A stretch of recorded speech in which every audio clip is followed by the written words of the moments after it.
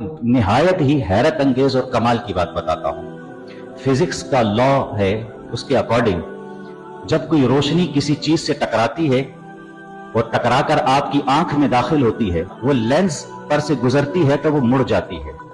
नतीजा क्या निकलता है? पर्दे पर पहुंचती है तो वो सीधी नहीं होती बल्कि उल्टी होती है। लेकिन आपको तो सब कुछ सीधा दिखाई देता है, ऐसा क्यों?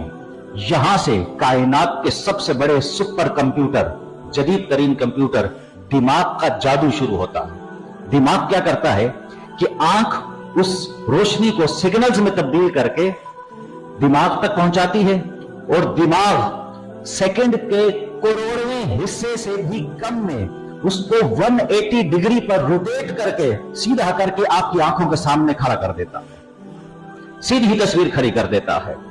और ये जो दिमाग और आंख का तालमेल है, सिंक्रोनाइजेशन है, ये इतनी तेजी से होती है कि आपको वो फील भी नहीं होता, महसूस भी नहीं होता।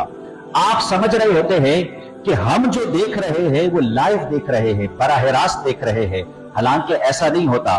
आप जो देख रहे होते हैं वो लाइव नहीं होता, बल्कि दिमाग एडिट करके उसे आपको दिखा रहा होता है। आप कायनात में कोई चीज लाइव देख ही नहीं सकते, वो एडिट होती है, उसको रोटेट किया जाता है और फिर आप उस चीज को सीधा देखते हैं।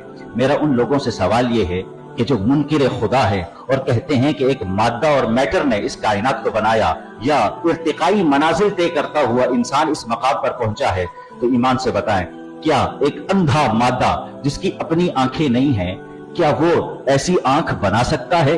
उसमें ये प्रोग्रामिंग फिट कर सकता है और सेकंड के करोड़वें हिस्से से भी कम में इस तरह ऑटो रोटेशन करके चीज को सीधा दिखा सकता है?